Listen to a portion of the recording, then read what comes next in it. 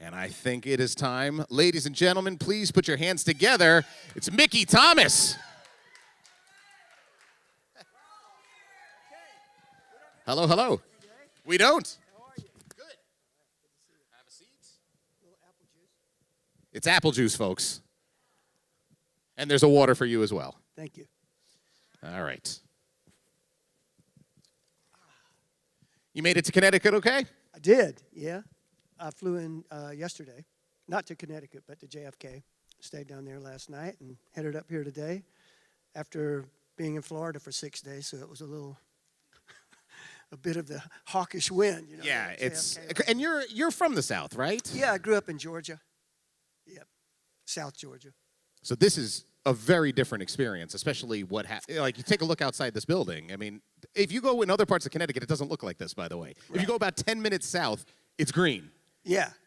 But, you know, I mean, I did grow up in South Georgia, but I've been living on the West Coast for 45 years. And, of course, as much traveling as we've done over the years, you know, I'm kind of used to just about any kind of weather, any kind of climate that gets thrown at me.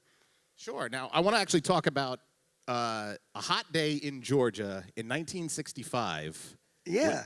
When you saw the Beatles. It was a hot day. It was August 18th, 1965. I'll never forget that date. So August in Georgia was, of course, on the warm side. But, yeah, I did. I saw the Beatles at Atlanta, Fulton County Stadium, 1965.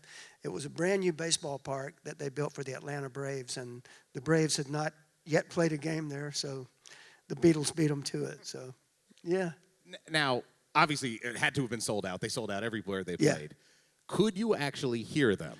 Not much. You could hear a lot of screaming. But, you know, that was people, we weren't really equipped yet for large stadium concerts, outdoor concerts back in 1965. It was a whole new ball game. And the sound system was, well, first of all, the stage was set up at second base. And then we were all sitting in the stands. So you had pretty much the public address system in the stadium. Now batting number 24. And there was that, and they enhanced it a little bit with like just two huge drivers, just horns that didn't even have cases around them, just exposed drivers sitting down by the corners of the stage. So you could hear a little bit, but it was very tinty, very trebly. And then, as I said, it was hard to hear it above the screaming anyway. Now, believe it or not, while the audience couldn't hear them, the Beatles actually said that was the best concert that they played live because it was one of the few concerts that they actually had monitors on the stage. Really? They said Atlanta did it right. Shea Stadium didn't do it right at all. Well, you know, that was the biggest reason why they stopped touring in the first place, because the sound was just so terrible. I mean, you know, now it would be easy for them, you know. They could capture all those studio sounds and in-ear monitors if they want them or whatever, you know. But, yeah, it was a different ball game back then. No pun intended. Every pun intended. So that began really your love affair with music and wanting to be a singer? Yeah. I was already in love with the Beatles, like most people my age back then, you know. I was a Beatles fan. But experiencing that and seeing them live and seeing the pandemonium and the chaos and, you know, I went with my group of my best friends. We all went to the show together, so we made a pact after the show that we got to try this. You know, we got to go back home and start a band. And it was one of my friends was already a drummer in the high school marching band, so obviously he's going to be the drummer. And one of my best friends was left-handed, so he said, "Well, McCartney's left-handed, so I'll play bass." And I said, "Well, I kind of like John Lennon's my favorite, so I'll be rhythm guitar, vocals." And that's kind of how we sussed it out. And just, you know, bought the Beatles records, bought some cheap guitars, and listened to the records and tried to figure out the chords. And we were terrible. But you ultimately got good. Well, yeah, you know, finally. I wasn't very good for a while until I just by chance, I met the person who became my mentor, a guy named Gideon Daniels, who was a gospel singer. And when I was 21 when I met Gideon, and he's the one who really taught me how to sing. And then from there, you go to Elvin Bishop.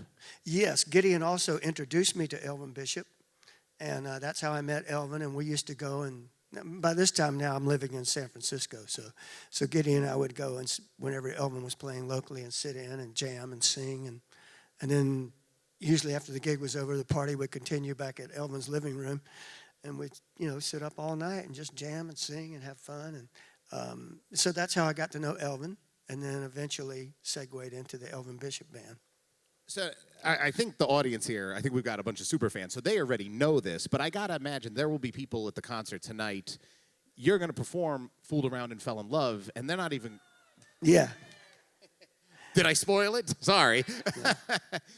And I think they're going to just be blown away that that's you. It's credited to Elvin Bishop as Yeah. the band.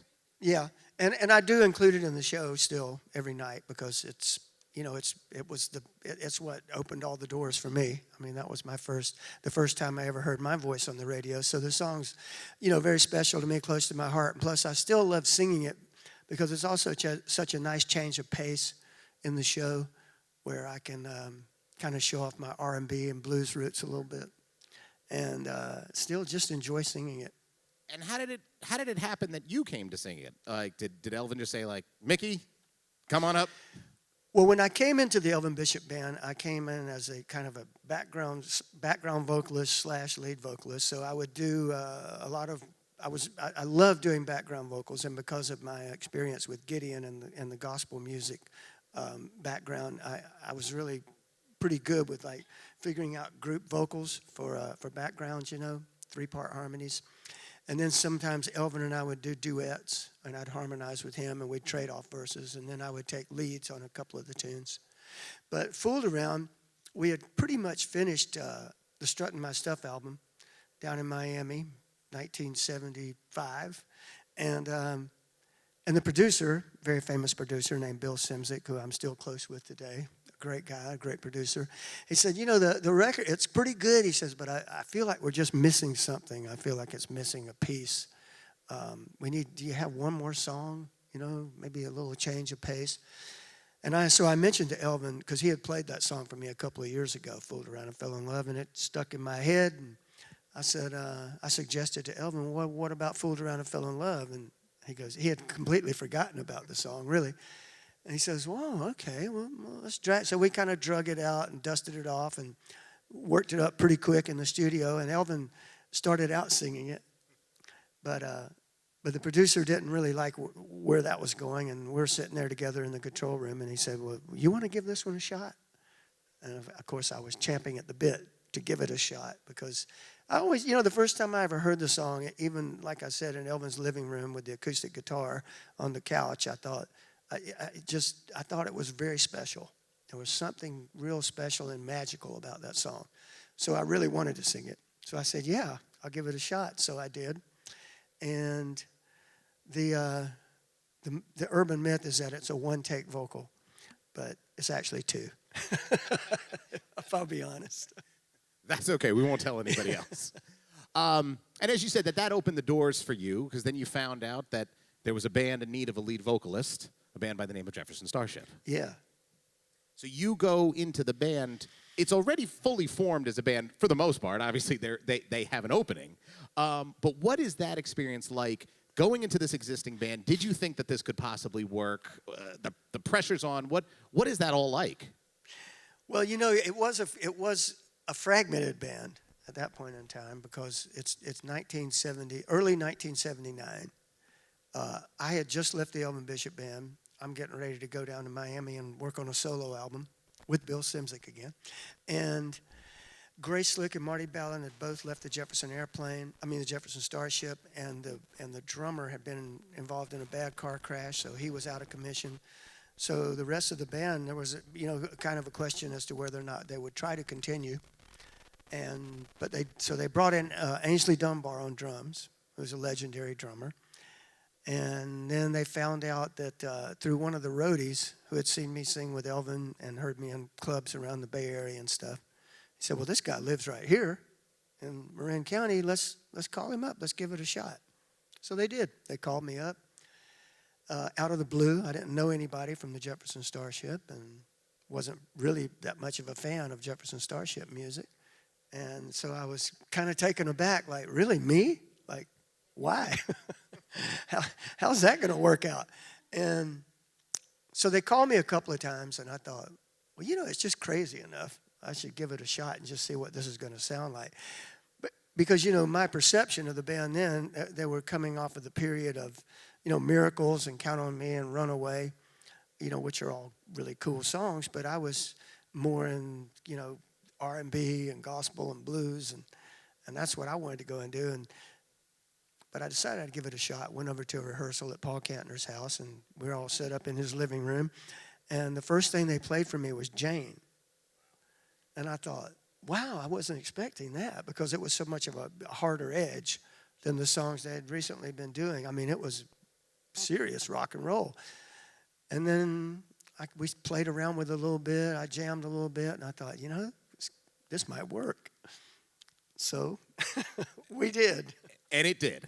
Yeah. Without question. I mean, you knocked a My home original run. plan was I'll join the band for 3 years and 2 albums, and then I'll be off to whatever the next adventure is. And that was, 38 years ago? Wow. Or something like 39 years. So, wow, wait a minute. I'll be coming up on 40 years next year with Starship. So that just dawned on me.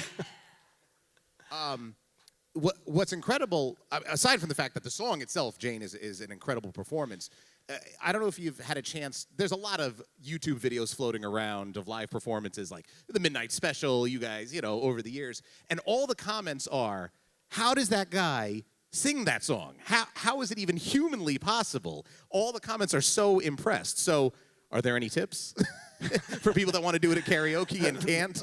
Blind luck, I think, more than anything, because, that's just, I've been very fortunate, that my voice has stayed with me through all these years, and I'm still able to do all the songs in their original keys, which, I'm thankful for that. And I don't know, I think my gospel background has a lot to do with it, that kind of just just singing really hard and really high. It's not a lot of people in my ilk, my peers who sing really high. It's almost kind of a halfway between a falsetto and a full voice. And I've just always, because of the gospel thing, it's just total full voice. Sometimes it sounds a little thin to me, but but I've thickened up a little over the years. I heard a Rolling Stone critic back in 1979, I think, described my voice as a chipmunk in a hurricane. I thought that was pretty colorful.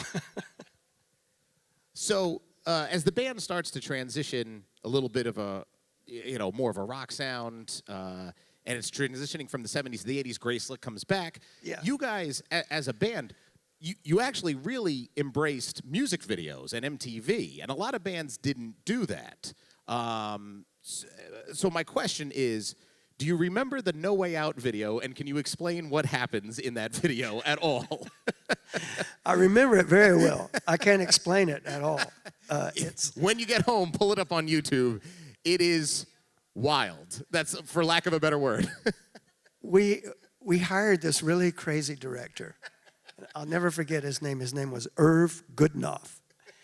And somehow, in our initial meetings, he really impressed us because we thought he's kind of a little mad sort of genius here, and he's quirky, he's different, and we thought, that might be okay because, we were never really like real mainstream kind of people anyway. So this was before all the #1 singles, which changed everything.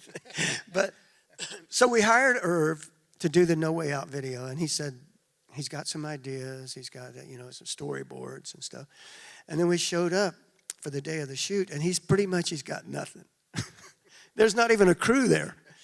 So he says, I said, well, Irv, where's the crew? I mean, where are the cameras? He goes, they'll be here at 3 o'clock. I said, okay, and then what? He goes, then you'll see the magic of Irv. I said, great. I'll keep my fingers crossed. So it was pretty much, we had to have the video done. We were all ready to go. Irv had nothing, so we just kind of made it up on the spot, really. We went through the wardrobe and just kind of picked out all these kooky costumes and stuff that we could find. And I called my friend Don Novello, Father Guido Sarducci, who came down. I said, we might need some help pull this together. So he came down, and then we kind of improvised this whole confessional scene with him doing Father Guido. And it was, I really like the video, though, a lot. It's very surrealistic and Fellini-esque in a way. Yes, but the videos get better, as we all know, or more acceptable, I guess. More acceptable, although. So, shortly after that, Paul leaves the group. Yeah. There's legal battles. The name Jefferson has to leave, and then it's fully formed as Starship. Yeah. And right out the gate of the first Starship record, the first single, it's "We Built This City," and it rockets up to #1. Yeah. Was that sort of, obviously you're pleased with the success, but with everything that had just recently passed, did it feel a little bittersweet? Did you feel vindicated? What goes through the band's sort of like mind when that happens? Well, we made a conscious choice to reinvent the band at that point in time with Knee Deep in the Hoopla. We knew we wanted to really shake it up and do something completely different musically, stylistically, and creatively, the whole recording process. We changed that all up. We got into computers and machines and loops and sequences, and then we wanted to do that because it was kind of fun and it was new and it was just starting to happen in music, and so that was our intention. We didn't know that We Built This City would be not only the first single, but go to #1 and become kind of like the poster child of what a lot of people didn't like about music in the mid-'80s, but I'll take it because, that was our intention, and I was real happy with the way the whole album turned out. I love that song.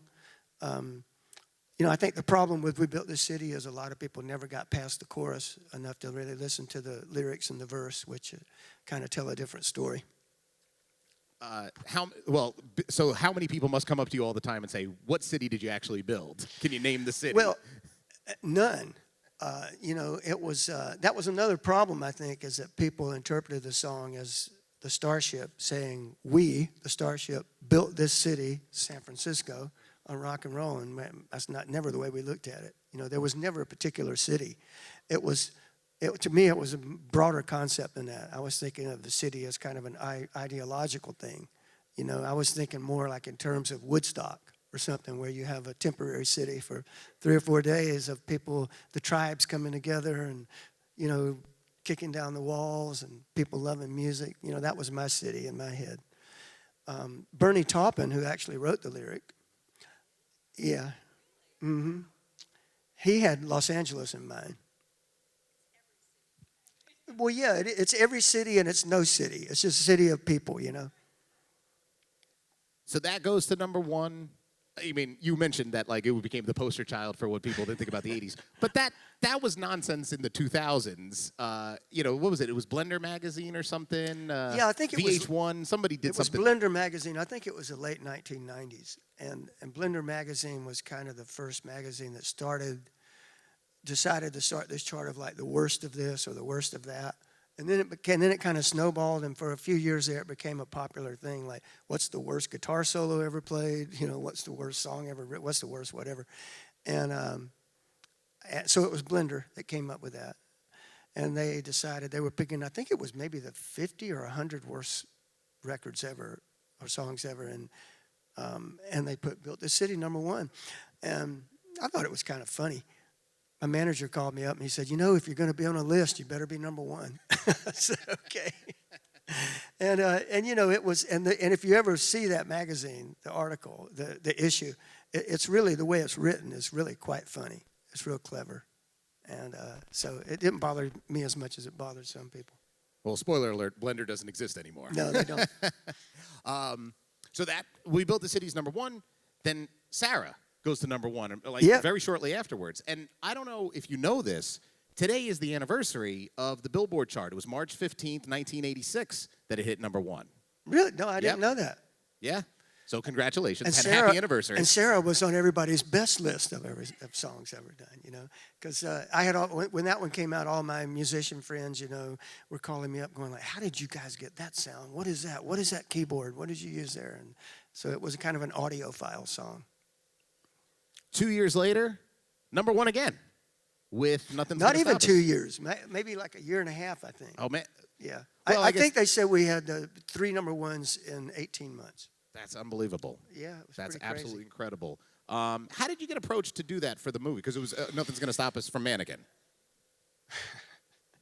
It was well, we were in the middle of touring after the Knee Deep in the Hoopla album, and we got approached by the A&R guy at RCA Records, BMG Records by then, who we had a very close relationship with, and he said, there's this little movie coming up, and I got this song here that I think is really good, and I want to know what you think of it, if it would be a vehicle for you and Grace.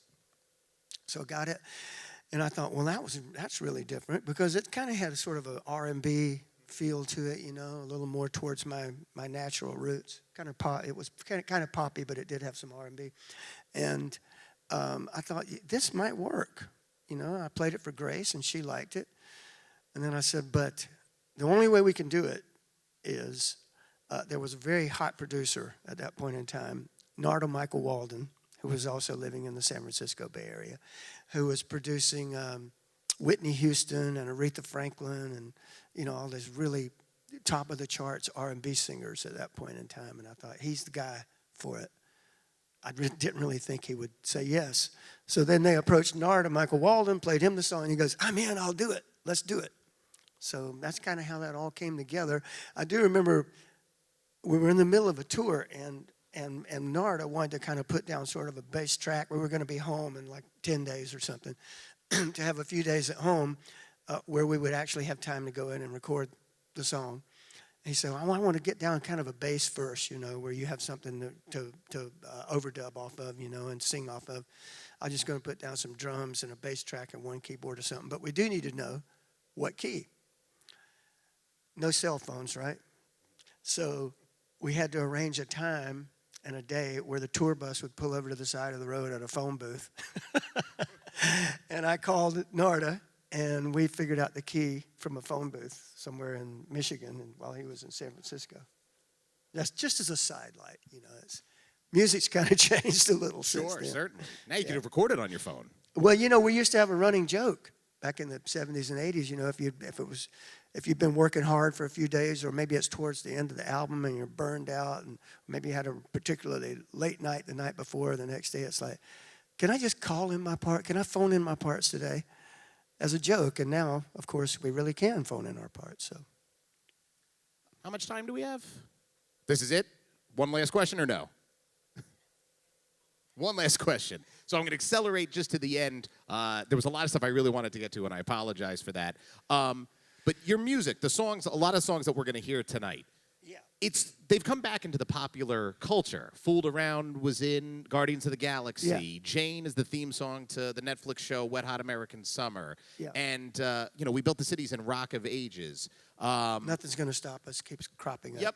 So how do you feel about that now? And do you have you noticed the audience when those songs come up? Do you notice like a new recognition, I guess? Yeah, you know, I'll tell you, I certainly appreciate that. It helps to keep the songs in people's consciousness, you know, and to attract younger audiences. Built This City and the Muppet movie was kind of cool. But also in a broader aspect, I noticed I have daughters. I have 2 daughters that are in their late 20s now, and a son in his early 20s. And I noticed that all of them and a lot of their friends and their peers have all even started maybe 10, 12 years ago gravitating towards 80s rock and classic rock. And so it's very popular among the, the late 20-somethings, early 30-somethings, I think. I ran into Adam Sandler not too long ago, and I said, thank you for putting all those songs in your movies because it helps get that younger audience going, you know. And he said, well, I love it.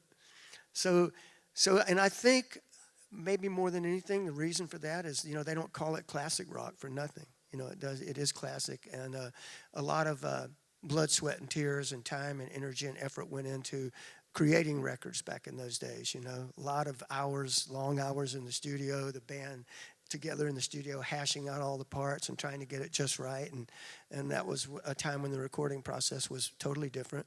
And I think that younger people can feel that. They can feel the the soul that's in the music. And they also appreciate the fact that in the 70s and 80s, if you were in a band, you know, you had to really be a serious player. If you're a guitar player, you got to know how to shred, right?